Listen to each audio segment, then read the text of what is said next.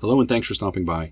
This is Earthworm Jim 3 for the Nintendo Famicom, released by someone who I'm guessing hacked the ROM, reprogrammed it to play on an NES or Famicom system. I stumbled on this homebrew online at random and I thought I'd give it a try.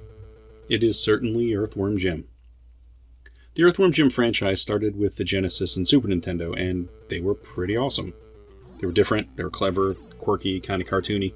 Here, they had to take that game and fit it into a prior generation's hardware, while trying to keep enough of the aesthetic to make Earthworm Jim seem like Earthworm Jim. Now, even though this one is called Earthworm Jim 3, it's basically a port and hack of the original Earthworm Jim game. The opening scenes resemble the original game. The very first few stages are pretty much similar to the basic layout of the original, and they're certainly not the same stages.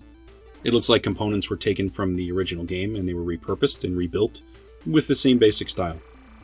So if you are an Earthworm Jim fan, I think you're going to recognize the basics of the levels, although they're going to be smaller and they're going to be less expansive with fewer moving parts. This isn't a huge game, there are only 4 or 5 levels, but it's substantial enough for me to be glad to have it. It was definitely a well done port. It's kind of impressive and it makes me wonder what else might be out there that's similar. Earthworm Jim looks like I'd hope. It's a super suit, powered by an earthworm. And here he looks just like the source material, and the animations, they match really well. How he attacks, how he jumps, walks, and stands, they all look great. Honestly, if this were a licensed release for the NES, and this game was a little bit larger, I think it would have done really well in this system. I mean, I know it's limited by the system itself, of course, but it's definitely playable. There is some flicker from time to time, but they are trying to do a lot with this one, so it's not that unexpected, I think, to get that in a game like this. They also managed to keep in some of the little things that made the original game unique. If you're playing Earthworm Jim and you stop moving, eventually, Jim gets bored, and there's a little animation that plays for him to just pass the time. The fact that they animated this in this port, I think, is impressive. I mean, it really pays attention to a detail in that game that a lot of people really appreciated. Interesting enough here, you have one less button on the controller than the Sega Genesis had, and of course, if you were playing the SNES version, you have a lot of buttons that are missing. So there's one important mechanic that you have to adjust to. You're going to need a button to jump, one to fire your gun, and one to whip. The problem is there are only 2 action buttons on the Famicom controller.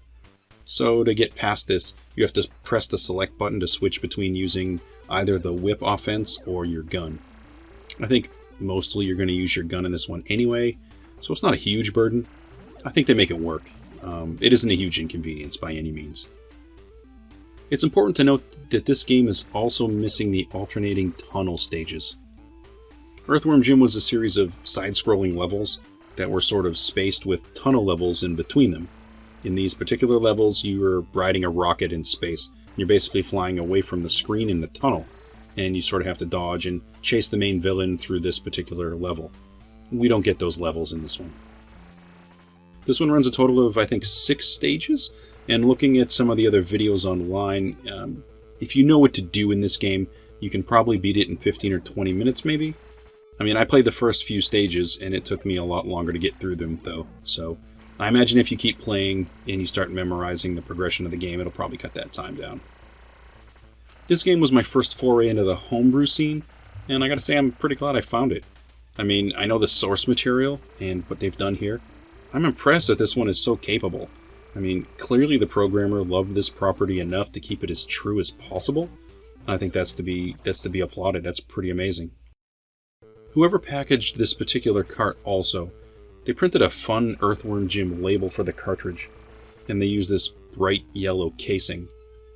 One thing about Famicom games, they were much more free in Japan to produce different colored cartridges. For the NES, they're going to be all gray, with the exception of the off-brand productions, but when you come to the Famicom in Japan, the colors for these cartridges are all across the board. There was no standard, they could do whatever they wanted, and that's actually kind of nice. I got a bunch of different colored cartridges right now. Well, that's all I have today for Earthworm Jim 3 for the Nintendo Famicom. Thanks for stopping by to give this one a look, and I'll catch you on another video.